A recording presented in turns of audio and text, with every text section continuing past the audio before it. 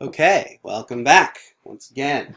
We're going to continue to discuss the exile of the nation of Israel. So we talked about how there are kingdoms, how the kingdoms kind of were set up, and in particular the two major kingdoms of Assyria and Babylon, and then the role of the prophet. And where we kind of left off is the prophet continually says, over and over, all the different prophets say, if you don't stop Israel, if you don't stop breaking my law, breaking my covenant, oppressing the marginalized, I'm not going to protect you from other empires anymore. And so that's where we're picking up now. An important aspect of Israel's history, and it happens right after Solomon. So it's Solomon's son, Rehoboam. I think so. Rehoboam and Jeroboam. I think, yeah. So two of Solomon's sons.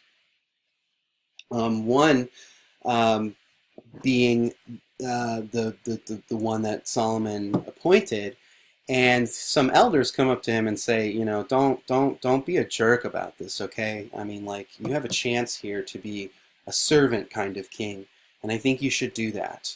And he thinks about it for a minute, and then he says, you know what?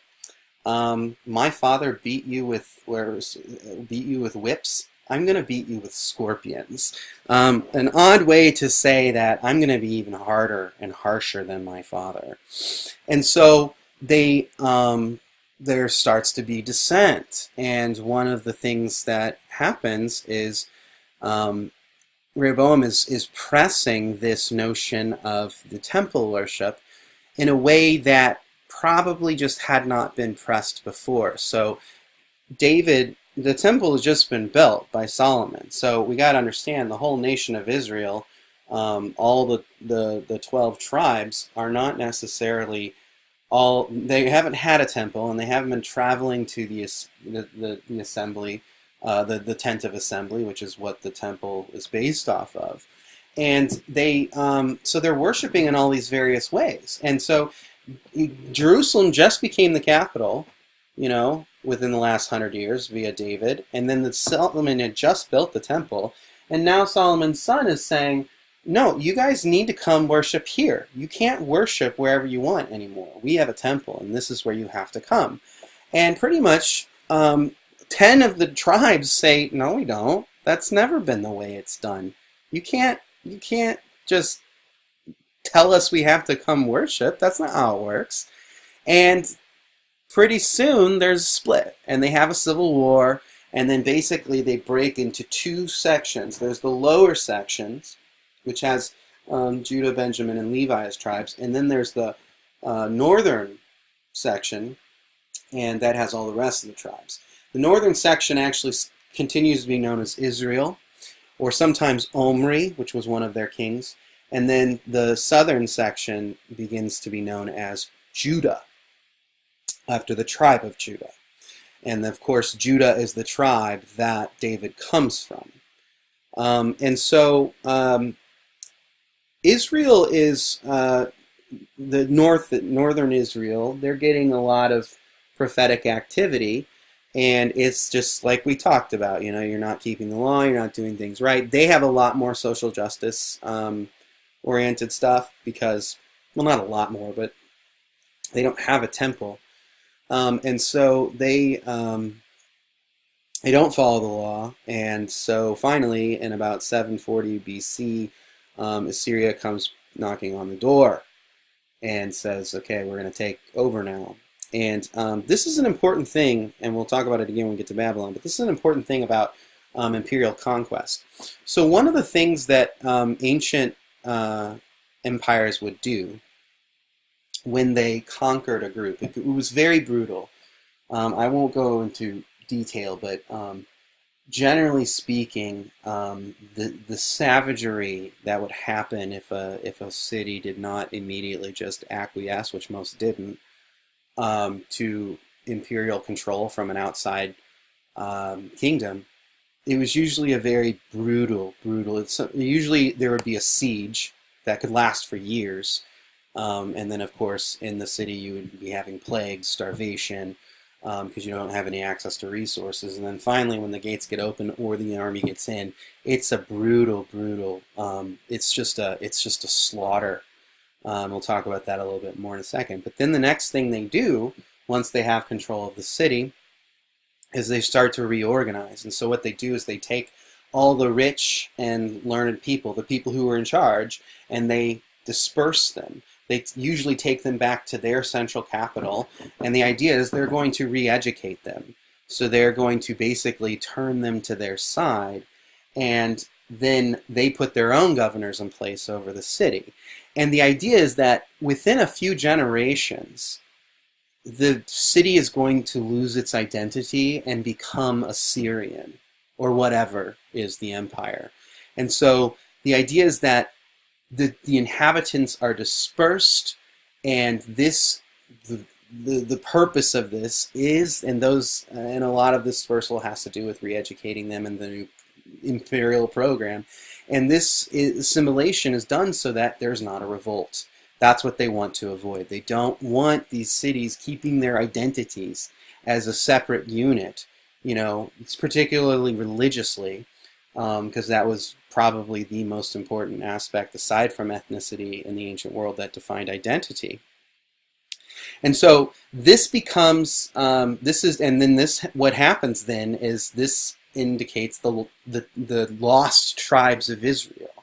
So basically, what happened was Assyria did their assimilation so well, and over a long enough period of time, that they intermarried. That's another thing too. They're going to disperse, and then they're going to intermarry with other tribes and not other Israel tribes, but like other tribes within Assyria, and basically they dissipate, and so Israel is no more. Those tribes don't exist anymore. They were assimilated, and they were removed from the historical record. Now, there is a kind of a group of people that sort of stick to it, and these people become the Samaritans. You see the Israelites and these people of the land who both share the same religion of Jacob, they say, but Jews reject them. And then, of course, there's going to be a rivalry between Samaritans and Jews that is really, really pretty vitriolic.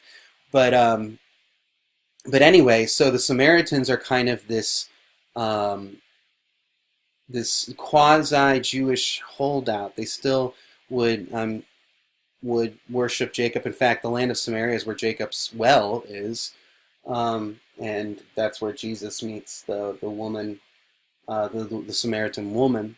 But anyway, so I don't want to go too much further than that because we got to get some other stuff. But so the idea is that these 10 lost tribes, they've dispersed. They don't exist anymore. Assyria conquered them and assimilated them to such an extensive degree that they're gone. And so there's only 3 tribes remaining, and that's the Levites, which are very important because they're the priestly class, as we talked about last week. Or not class, tribe. And so they're taking care of the temple. And then we have Benjamin, and then we have Judah. All right? And those are the 3 tribes remaining. And Judah is absolutely the dominant one. Now, Judah is conquered in 586 BCE. This is the first time they'll be conquered again. But this is the most important one, especially because, and the second one's like in 531 or something like that.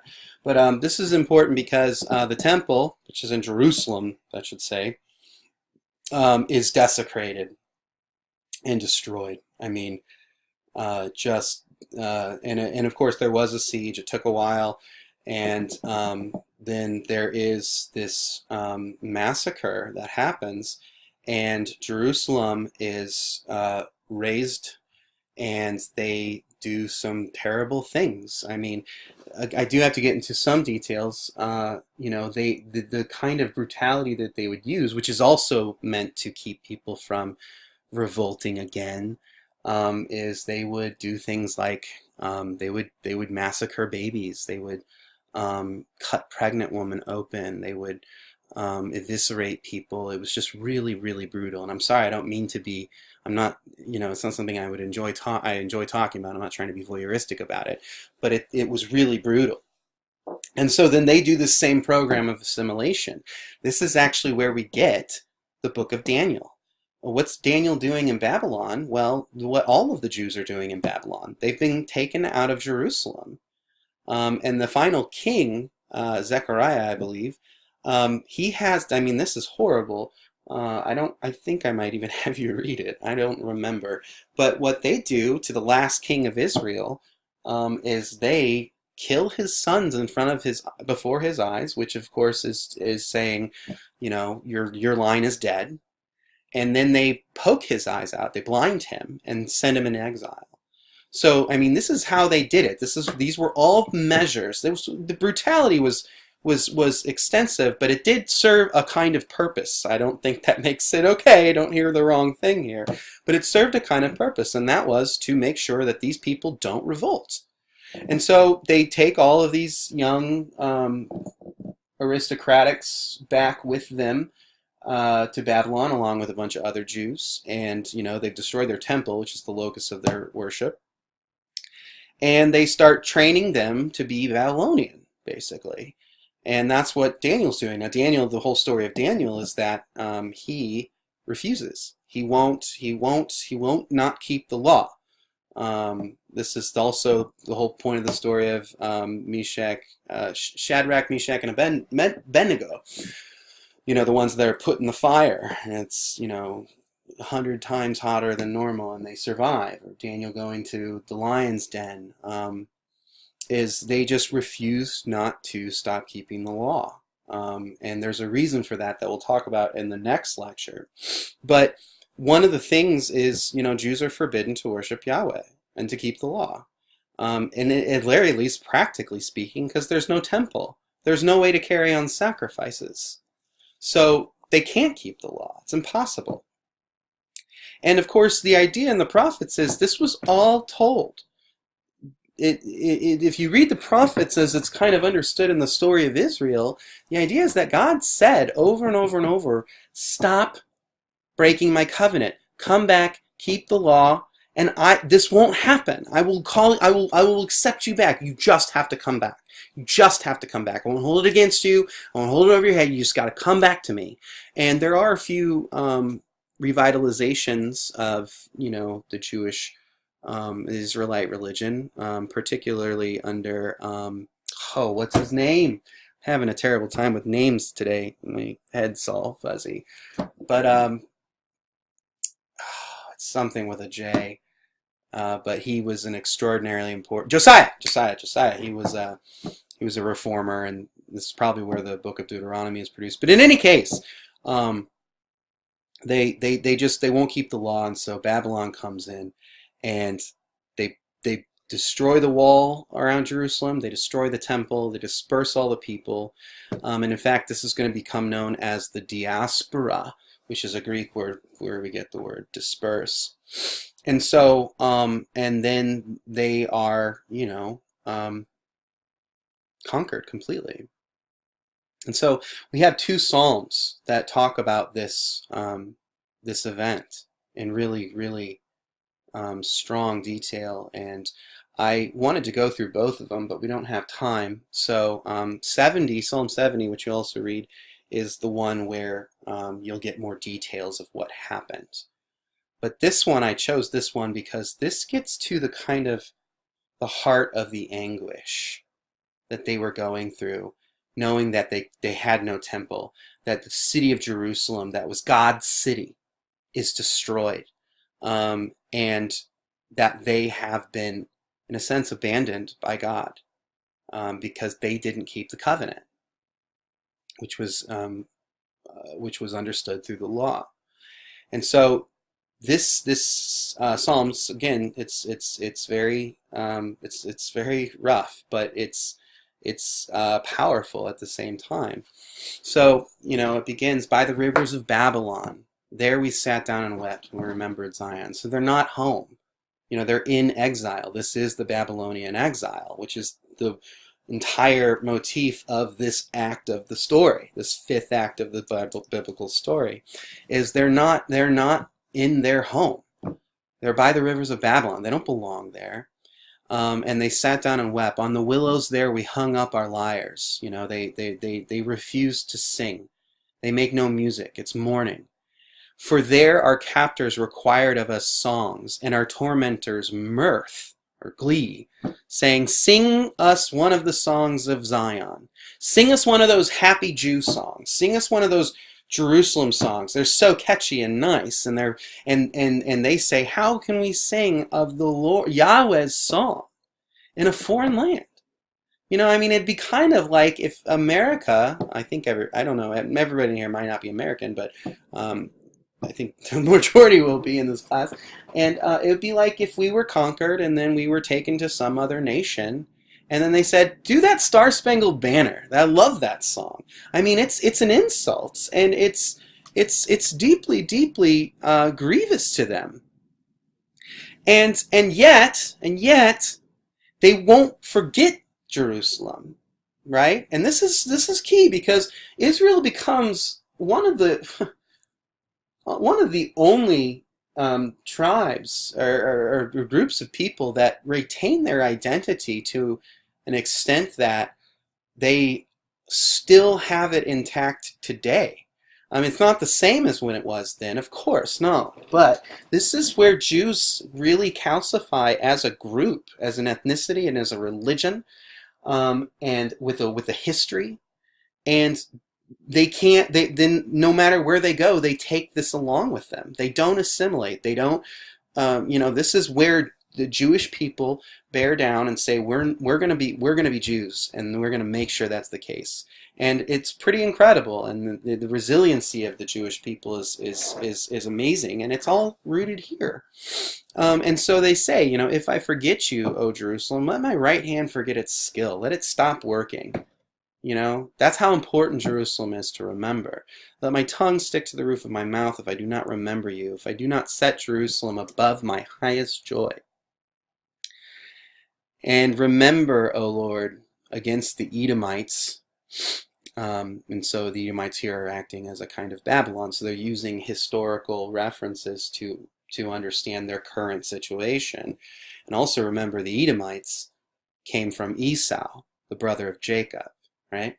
And so the day of Jerusalem, how they said, lay it bare down to its foundations. These are the Babylonians, cheering as Jerusalem and the temple is destroyed.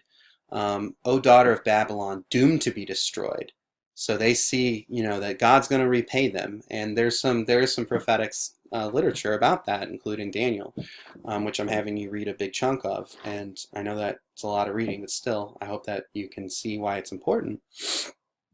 And so this is, blessed shall he be who repays you with what you have done to us. These people who wrote this are within some memory, maybe even wrote this immediately after the destruction of Jerusalem. They saw it with their own eyes, I think.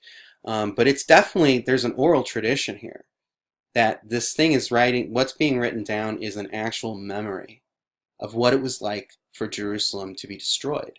And so this last line, which is a really troubling line, blessed shall he be who takes your little ones, your infants, your babies, and dashes them against the rock. So one of the things, it's terrible, but one of the things the Babylonians did was they took little Jewish babies and they tossed them off the wall of the city.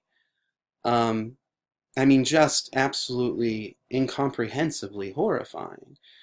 And this is a moment where, this is the exilic poem or psalm in a lot of ways.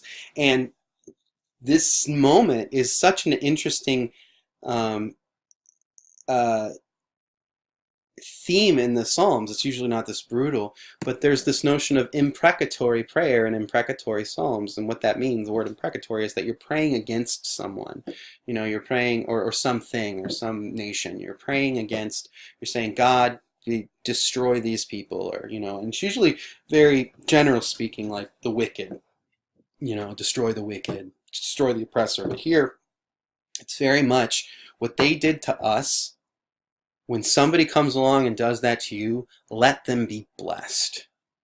Let them be blessed. I mean, it's horrible. But this gets to the deep, deep, deep pain that they felt. You know, their whole identity had been broken down. All this identity that we've spent all this time understanding and building up over the last couple of weeks, this has been violated and wounded in a very, very visceral way. And so the Israelites are going to enter a period of what we're going to call reform. And they understand that nothing in the world can save them. Their only hope is the Lord, Yahweh. They've been obliterated to a large extent. Now, the Jewish people still exist. And the reason they do is because they don't stop believing in Yahweh. So that's the big thing, is that usually an assimilated people would end up, and this was very much the design of ancient empires, would end up saying, you have to worship our gods now, you know. And so this would be a way for assimilation to happen, and then people would forget their old gods, and then they wouldn't be around anymore. And you know, this has happened time again. It happened with Chemosh. It will happen with Marduk, the god of Babylonians. You know, Dagon, the god of the Philistines, whatever. They go away. But Yahweh sticks around. Why? Because the Jews believe in this notion of covenant. Because they don't believe, and we've talked about this word, chesed, they don't believe that God will truly, completely abandon them because he has covenantal love for them. He has chesed. He, the Lord, Yahweh, will not leave the Israelites in this situation. And so this is, I mean, it's quite an amazing feat in history that the Jews maintain their identity. And it's going to be assaulted again and again and again. This is just the first. It's one of the most devastating, but it's just the first in a long line of assaults on their identity. And this moment in Israel's history, they say, you know, no, we will never, ever stop worshiping Yahweh. Why? Because Yahweh is our only hope. Yahweh is the one who made the covenant with us. Yahweh will save us. That's the only chance we have.